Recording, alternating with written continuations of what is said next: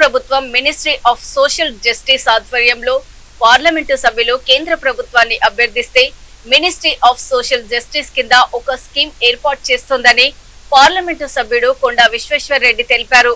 అందులో భాగంగా తెలంగాణలో 3 ప్రాంతాలను ఎంపిక చేసుకుని మొదటగా చేవెళ్ల ప్రాంతంలో వికలాంగులకు అవసరమయ్యే ఎలక్ట్రికల్ సైకిల్, నడిచేందుకు స్టిక్స్, 3 చక్రాల వాహనాలు అందజేయడం జరిగిందని అన్నారు. ఇండియన్ ఆయిల్ కార్పొరేషన్ సంస్థ ముందుకు వచ్చి రంగారెడ్డి జిల్లా శంషాబాద్ జీహెచ్ఎంసీ పట్టణంలో 80% వికలాంగులుగా ఉన్న వారికి electrical cycle, walking sticks, non electrical cycle, year మిషన్లు ఇవ్వడం జరిగిందని తెలిపారు. వికలాంగులు అన్ని రంగాల్లో ముందుండాలనే ఉద్దేశంతో ఈ కార్యక్రమాన్ని చేపట్టడం జరిగిందని ఆయన అభిప్రాయపడ్డారు.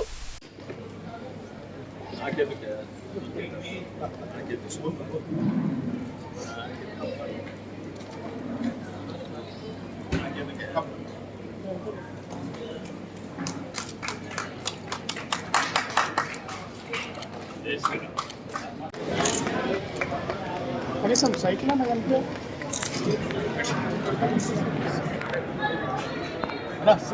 సీనా సార్ సార్ సార్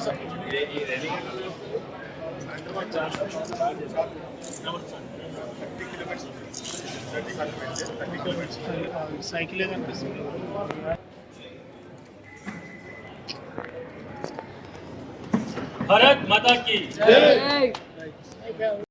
ఈరోజు కేంద్ర ప్రభుత్వం మినిస్ట్రీ ఆఫ్ సోషల్ జస్టిస్ ఆధ్వర్యంగా ఓ స్కీమ్ ఉన్నది.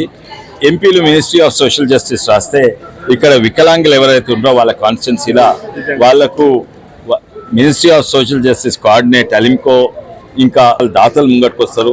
ఈసారి ఇండియన్ ఆయిల్ కార్పొరేషన్ ముందుకొచ్చింది, వాళ్ళు స్పాన్సర్ చేసిండ్రు. కేంద్ర ప్రభుత్వం ఆధ్వర్యంలో మినిస్ట్రీ ఆఫ్ సోషల్ జస్టిస్ ఎంతో మంది వికలాంగులు ప్రత్యేకంగా రంగారెడ్డి జిల్లాలో 3 క్యాంపులు పెట్టినాము. అండ్ వాళ్లకు ఈరోజు మొన్న చేవెళ్ళ అయింది, ఈరోజు శంషాబాద్లో అవుతుంది. ఇంకో క్యాంప్ పెడతాము. క్యాంప్ పెట్టి ఇది సర్వే చేసినాం, ఏడాది కింద సర్వే చేసినాం ఎవరెవరికి ఏమేమి అవసరము.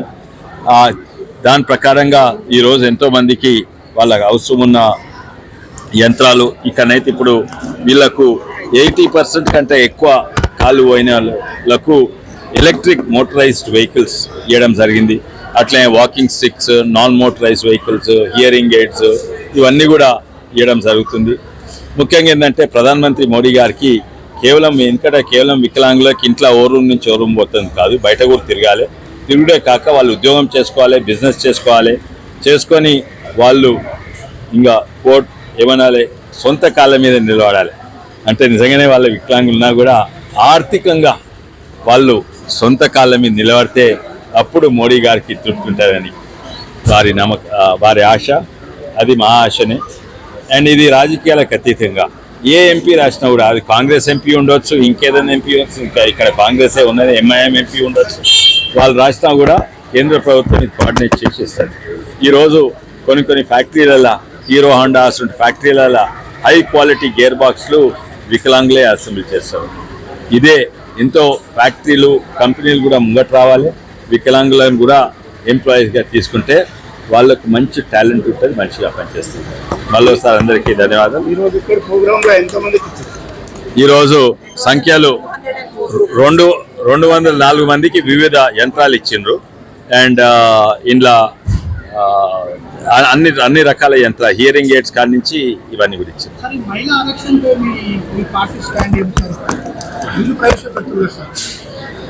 ఇది ఇంతకుముందు కూడా కాంగ్రెస్ ప్రభుత్వం ప్రవేశపెట్టింది, అప్పుడు సాధ్యం కాలేదు. ఇప్పుడు మేము కూడా ప్రవేశపెడుతున్నాము.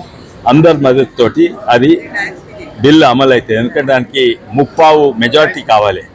దీంట్లో అన్ని పార్టీల సహాయం కావాలి.